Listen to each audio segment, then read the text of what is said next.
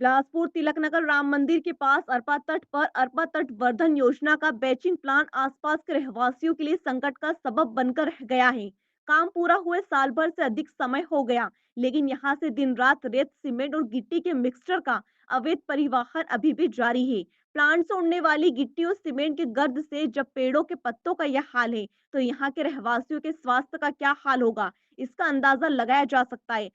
आप खुद देखिए कैसे आसपास के घरों की दीवारों और पेड़ पौधों की पत्तियां कैसे धूल गर्द से सराबोर दिखाई दे रही है। इतना ही नहीं, प्लांट से निकलने वाले कंक्रीट के कारण मोहल्ले के नाले नालियों के जाम होने के कारण गंदगी और बदबू से यहाँ जन स्वास्थ्य का खतरा मंडरा रहा।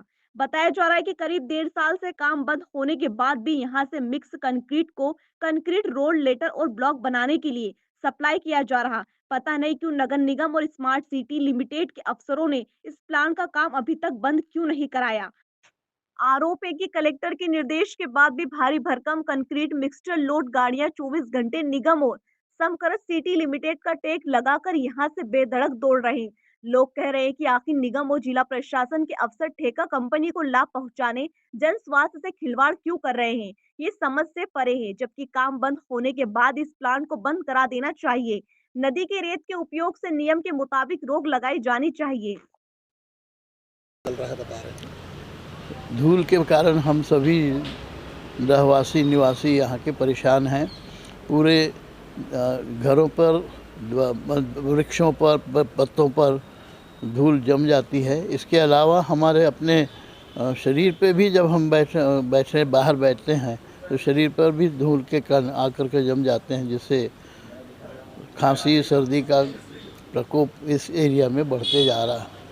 मेरा लड़का स्वयं ही एक डॉक्टर है और वो ही इस बात को महसूस कर रहा है कि इसका कारण ये सिर्फ धूल है। हम अभी समझ रहे थे कि सरकंडा साइड में जो रोड बन रही है वो वहाँ पर मिट्टी डालने के कारण आ रही होगी, लेकिन बाद में पता लगा और हमने पता लगाया तो यहीं पे ही ये जो मशीनें लगी हुई हैं इनमें कुछ ये लोग मिक्सिंग करते हैं। उस मिक्सिंग के कारण से ही ये धूल ज़्यादा इधर आ रही है। नाम बता देंगे? मेरा नाम है चंद्र प्रकाश देवरस। मैं देखिए, कुछ समय पहले ही हमने यहाँ पर अपनी दीवारों पे रंग रोगन का कार्यक्रम करवाया था। 2 या 4 दिन हुए होंगे, आप इन दीवारों को देख सकते हैं। इन दीवारों की हालत ऐसी लग रही है कि जैसे मानो सालों से हमने इसका रंग रोगन ना कराया हो।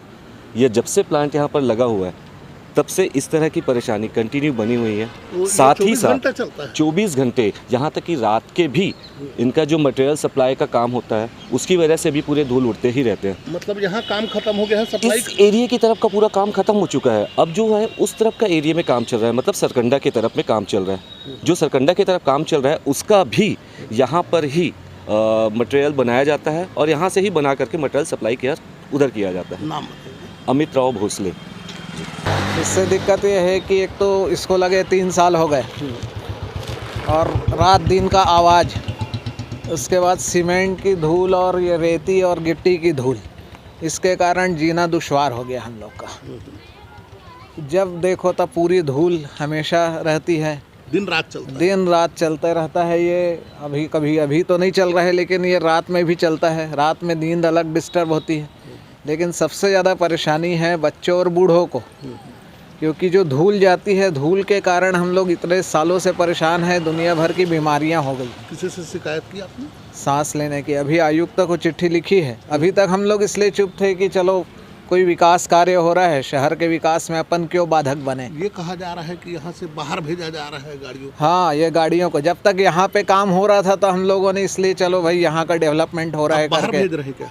अब तो बाहर भेज रहे हैं, यहाँ काम ही नहीं है। यहाँ काम खत्म हो चुका है। यहाँ का कब से खत्म हो चुका है? काफ़ी दिन हो गया काम खत्म हो। उसके बावजूद ये चालू हाँ, है? उसके बाद ये चालू है और ये कहाँ तिफरा विफरा तब कहीं तभी जाता है। ये यहाँ से बन के चंद्रशेखर विठालकर।